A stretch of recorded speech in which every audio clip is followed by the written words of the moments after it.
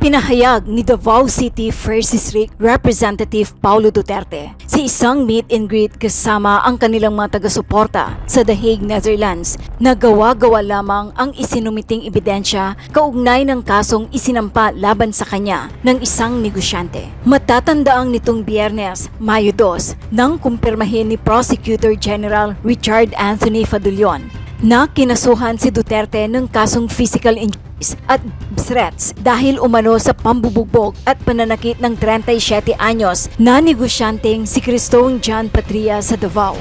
Sa isa namang panayam, sinabi ni Duterte na hindi umano totoo ang kumakalat ngayon sa social media na video ng umano'y ebidensya ng pananakit niya sa isang negosyante. If they cannot beat you with aid, they will beat you with, I will file a case against you. That is the new politics in the Philippines now. Dirty politics. We're already used to it. Giit ni Duterte. Sir, what's your reaction with the statement of Attorney Torion? Sabi nila may tanim kaso daw na... Ayan na, lumabas na, di ba? Oo, lumabas na. So, kung hindi ka matalo sa ayuda, matalo ka sa kasuhan, taka. Okay. That's the new politics of the Philippines right now. Dirty politics. Sanay na tayo dyan. Ayon sa kongresista, hindi siya makapagbibigay ng opisyal na pahayag dahil hindi pa raw natatanggap ng kanyang kampo ang kahit anong formal document na nagsasabing na ihain ang isang kaso laban sa kanya. So, kay Murag, nauna man og file ana sa ambot og CIDG ba? Nauna nag-file sa CIDG ang testimony, ang affidavit sa social media usa sa piskal. So, di ko kara himo og statement ana kay wala pa may kadawat og dokumento nga gipailan kog kaso. Sinabihan din daw si Duterte ng kanyang abogado na ino-authenticate pa nila kung saan galing ang naturang video. Magbuot unya giingnan ko sa abogado kay hantod karon ila pang i-authenticate kung asa gikan ang video. Ngunit nagbigay naman ng mensahe si Duterte sa mga mamamayan ng Davao City kung saan sinabi niyang nasa kanila ang desisyon ng ibuboto bilang kongresista ng unang distrito. Samantala, sa panayam kay Pulong Duterte, tila nadula sa pag-amin nang sabihin niyang matagal na daw nangyari ang video. To my fellow Davaoeños, you've seen another video. It happened quite some time ago. It is still your decision who to vote for as your congressman of the 1st District. I won't interfere. Anya. Sa akong mga kaigsunan Davaoeño, karon nakakita na po mong video, dugay-dugay na nahitabo. Sige lang, inyuhag yapong desisyon kung kinsa inyong butohon sa inyong pagka-congressman sa unang distrito.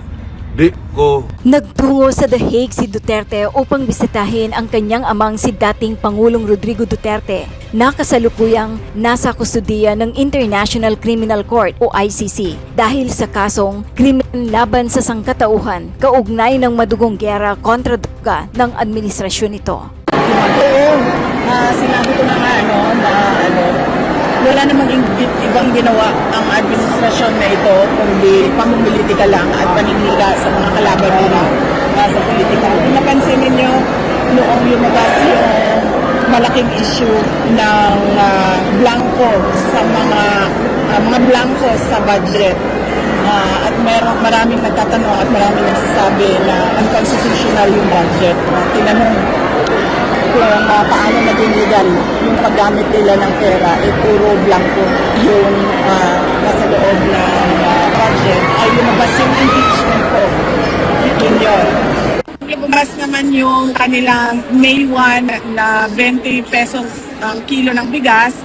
At syempre dahil hindi naman totoo yung pangako na yun, pabobola lang naman yun sa mga tao, hindi nila kayang i-sustain, ay tinigil agad ng May 2, lumabas naman yung complaint ko kay Congressman Pulong Duterte. So nakikita nyo na basta merong nangyari pagkagawa ng administrasyon, ang ginagawa nila ay sinisira nila ang kanilang kalaban sa politika para matabunan yung totoong issue ng bayan. Nagbigay naman ng opinyon si Attorney Enzo Recto. Itong tungkol kay Pulong Duterte, itong isinampa sa kanyang reklamo tungkol sa kanyang pananakit, pagbabanta, physical injury at saka grave threat dito sa isang di umano'y negosyante na nakunan pa ng video. Ngayon ay kumakalat sa social media at pati sa mainstream media ay binabalita na ito.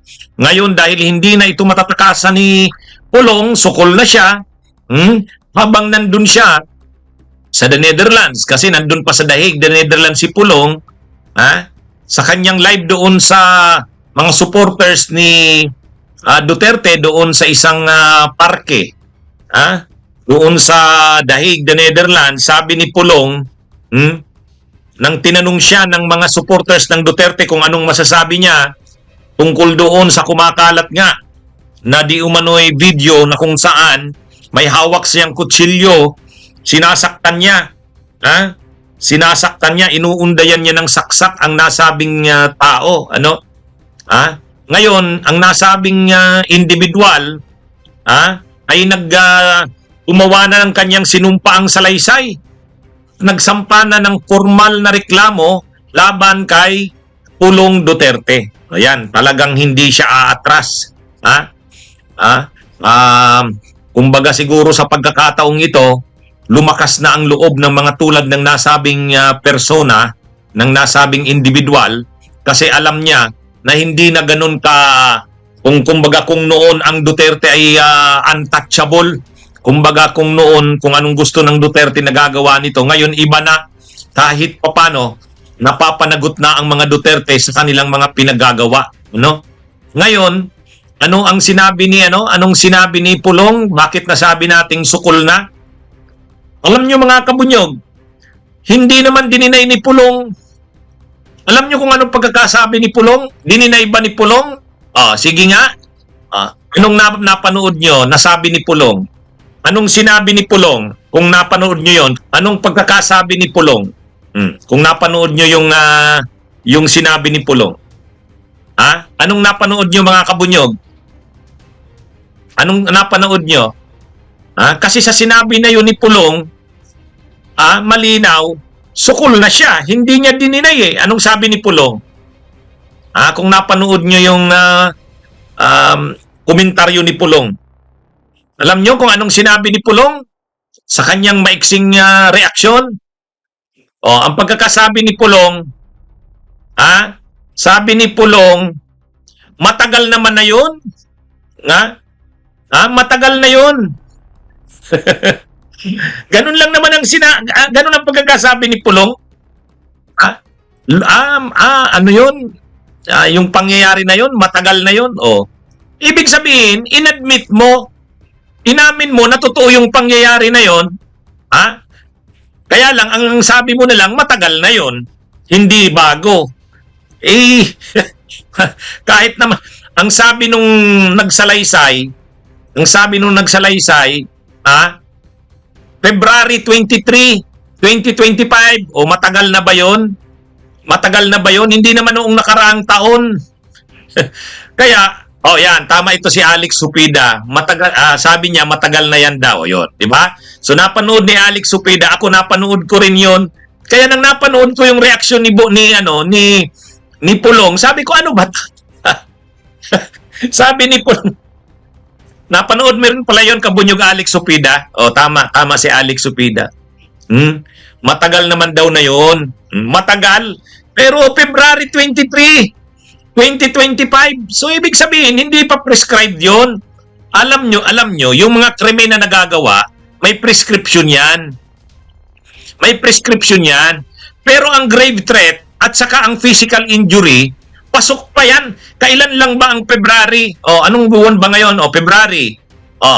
March, April, May. May pa lang ngayon, saka May 4 pa lang. Ibig sabihin, pasok pa yan. Pwede pang magkaso doon. Hindi pa yun prescribed. Ang sinasabi ni Pulong na, matagal naman na yun. Matagal, February. Diba? February. So, ibig sabihin, hindi niya dinideny na nangyari nga yung insidente na yun. Ang sabi niya lang, matagal na yun. Pangalawang sabi ni Pulong, palusot ni Pulong, hindi na muna ako magsasalita. Kausapin ko muna ang mga abogado ko. Kasi, paano naman natin masisigurado na hindi doctored, hindi yung video na yon. Baka naman dinoktoran yung video na yon. Yun. So, ibig sabihin, ang kumbaga, ang tawag doon mga kabunyog, mga kababayan, hindi mo dinideny. Totoo yung nangyari na yon. Kaya lang yung picture, sabi niya, yung video, pwedeng may ano yon, hindi na yun yung hindi totoong video yon. Pwedeng may mga binago doon. Kaya yan, anyway, tapos ang sabi na lang ni Pulong, ang sinabi din ni Pulong doon sa kanyang maiksing mensahe, yan na ang ginagawa ng administrasyon ngayon. Kung hindi ka makuha sa ayuda, dadaanin ka sa mga kaso-kaso. Kasi ang sinasabi ni Pulong, para daw matalo silang mga Duterte sa Davao, binabaha ng ayuda. At kung hindi daw makuha sa ayuda ang mga tao, kasuhan sila. Kinakasuhan ang mga Duterte. Kaya, sa madaling sabi mga kabunyog, mga kababayan, hindi dinidinay ni Pulong yung pangyayari. Ang sinasabi niya lang, matagal na yon. Pangalawa, yung video, pwedeng hindi naman ganun ka tama yon. Pwedeng daw yon, fabricated o may mga binago. Yun. Kaya kailangan pa daw yun na busisiin yung video. Pangatlo, sabi ni Pulong, ito pa pala, ito yung sabi ni Pulong. Sabi ni Pulong, ang masasabi ko lang sa mga kapwa ko Dabawin nyo, bahala na kayo. Kung nakita nyo yon, yung video of ayaw nyo na sa amin, nasa sa inyo yan. Kung ayaw na lang mga Dabawin nyo sa aming mga Duterte, walang problema sa amin yan, di ba? Napanood nyo yon? Napanood nyo yon? Parang ang ibig niyang sabihin, hindi niya dinideny, hindi niya dinideny yung pangyayari. Ang sinabi niya lang, matagal na yon. Pangalawa, sabi niya, yung video, pwedeng mayroon namang mga binago doon. Kaya hindi na daw muna siya magsasalita pa. Pangatlo, sinabi ni Pulong, sa mga Dabawin nyo, nasa sa inyo yan, kung iboboto pa rin ninyo kami. Kami naman, sabi niya, wala, hindi naman kami kung ayaw na sa amin ng tao, di ba? Kaya malinaw dito, sukol na si Pulong.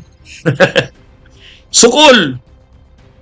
Yan kasi, marami pa, sa tingin ko, marami pang maglalakas loob na ngayon na maglabas.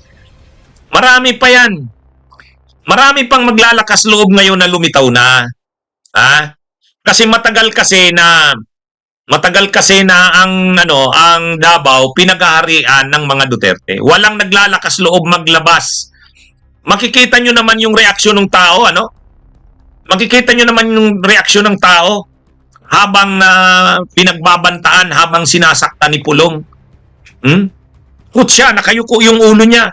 Ayaw niyang hindi man lang siya pumapalag. Kasi alam niyang si Pulong Duterte yan. Pulong Duterte yan. Duterte yan eh. Hindi nila kaya yan. Kaya lang ngayon, dahil nga kalaban na ng Duterte ang Marcos, ang nakaupo ngayon ay Marcos, naglalakas loob na. Kaya nga may nagre-react. Bakit kaya malakas ang loob ng taong ito na ilabas yung video? Sabi ng mga netizens, syempre, alam nila na ang Duterte ngayon hindi na kasing lakas kaysa noon. Kumbaga ang administrasyon ngayon, ang gobyerno ngayon, kalaban na ng Duterte. Kaya naglalakas loob na ang mga inabuso ng Duterte. Sa tingin ko marami pang maglalabas yan. Marami pang lalabas yan, yung mga inabuso ng mga Duterte. Alam naman natin na sa Duterte, kinakatkutan sila sa Davao. Ang impresyon na itanim ng mga tao tungkol sa Duterte, ay wag kang si Digong, kilala yan sa Davao Death Squads. Ang pinagmamalaki ng Davao, disiplinado ang Davao. Kasi pag hindi ka nagpadisiplina sa Davao, tay ka. Yan yung impression. Kahit naman kay Pulong, kahit naman kay Baste, kahit kay Sara, ganun din ang impression sa kanila. Na si Pulong, parang katulad din ng ama niya yan. Si Baste, may pagkabarumbado yan. Nakikita nyo naman yung video, yung picture ni Baste sa ni Ellen Adarna. Sa tingin nyo doon, hindi nagduduk yun. Sa kita mo pa lang, sa mukha pa lang nila, kita mo kung galit, I hate drugs, sabi nila, I hate drugs. Pero yung picture na yun at video ni Ellen Adarna sa ni Baste, Di ba? Oh. Kaya yan mga kabunyog, mga kababayan. So ngayon, ang maganda dito, naglalabasan na itong mga taong katulad nito. Ha? At ang nakakahiya doon, nagpakilala yung nasabing tao na negosyante. Pero ayon sa mga nakakaalam ng pangyayari, ano pala yon? Ang negosyo pala nun bugaw. Nagbubugaw ng mga sex workers, ng mga bayarang babae, mukhang hindi nagustuhan ni Pulong. May ginawa yung nasabing tao, nasabing individual na hindi nagustuhan ni Pulong. Kaya galit si Pulong. Based dun sa kwento yung nababasa ko nga, humingi daw si Pulong ng babae na pati yung kanyang mga bodyguards bigyan. Mukhang may isang bodyguard na hindi nabigyan. Ay ang laki yata ng binigay na tip ni Pulong. Parang ganun yung kwento dun. Malaki yung tip na binigay ni Pulong kahit dun sa tao na yon, saka sa mga babae. Tapos may isang bodyguard si Pulong na hindi na nabigyan. Kaya galit si Pulong. Ganun yung ganun yung sinasabi doon. Na lang naman ako doon sa kwento ng mga netizens. Kaya anyway, ang malinaw dito mga kabunyog, mga kababayan, unti-unti nang naglalabasan ito. Ang sabi na lang ni Pulong, nasa sa inyo yan, mga kapwa ko Dabawin nyo. Nasa sa inyo yan kung iboboto nyo pa rin kami. Kumbaga, ang sinasabi ni Pulong, parang sinasabi niya ganito. Oo, totoo yung video na yan. Totoo yan. Pero matagal na yan. Saka hindi naman ganyan yan, mayroong nabago dyan. Pero, hindi naman sa inyo kaila. Okay, assuming na totoo yan. So iboboto nyo pa rin ba kami? Kung iboboto kami ng Dabawin nyo, nasa sa inyo yan. Kilala nyo naman kami. Parang ganun. Malakas ang loob na hamunin ni Pulong ang mga Dabawin nyo kasi ang tingin niya, ang mga Dabawin nyo, tanggap na sila kung ano sila. Parang, yun yung iniisip ni Pulong na para sa kanila, hindi magiging issue yung ginawa niyang yun. Na kahit kulumagana pa, kumalat pa yung video niya na yan, ibubuto pa rin siya ng mga Dabawin nyo. Yun ang ni Pulong. Yun ang paniwala niya. Kaya sana naman, ang mga Dabawin nyo ay mamulat na. Mabago na rin ang politika ng Davao. Sana naman mabago na ang politika ng Davao. Sana nga anyway, natatawa lang ako kasi nung nagsasalita si Pulong, sabi ko, patay, ano ba to? Alam nyo mga kabunyog, yung mga pag-amin, magagamit bang ebidensya sa iyo ang pag-amin? Unang-una, ang tawag po dyan, extrajudicial confession. Ibig sabihin, yung mga pag-amin labas sa korte. Matatanggap ba yan bilang ebidensya? Admissible ba yan as evidence? Mga kabunyog, pag mga extrajudicial confession, yung mga pag-amin labas sa korte, admissible yan kung nakasulat. Pangalawa, pinirmahan ng nagsabi. At pangatlo, may abogado siya nung panahong sinabi niya yan. Yun yung mga requirements dyan. Yun yung mga requirements dyan sa extrajudicial confession.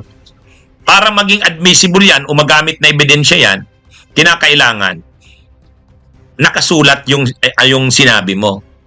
Yung admission mo, yung pag-amin mo. Pangalawa, permado mo yun.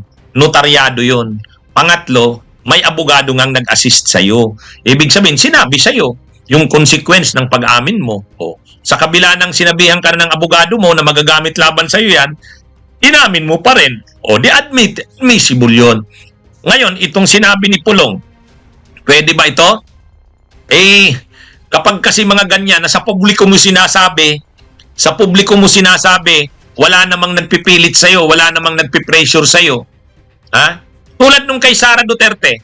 Di ba nung sinabi niya na binabantaan niya na ipapapatay niya si PBBM, ipapapatay niya si Lisa Araneta, ipapapatay niya si Martin Romualdez. Ano yun Public yun. Public. Naka-Zoom sila, naka-meeting niya yung mga supporters ng Duterte. Tapos naka-public siya, naka-live. Ibig sabihin, nang sinabi ni Sara Duterte yon, wala sa kanyang nagpipressure. Hindi siya nakatago sa isang kwarto. Ang mahirap lang kasi kung inamin mo yon dahil natututukan ka ng baril. Inamin mo yon dahil tinakot ka. Pero kapag nagsasalita ka, publiko, maraming tao, wala namang nakatutok sa'yo, wala namang pumipilit sa'yo, kitang-kita sa video, magagamit pa rin yun. Magagamit yun. Kaya yung itong mga sinasabing ito ni Pulong, magagamit laban sa kanya yan. Magagamit sa kanya yan. Mag-subscribe at i-click ang notification bell para sa mga susunod na video updates. Maraming salamat po.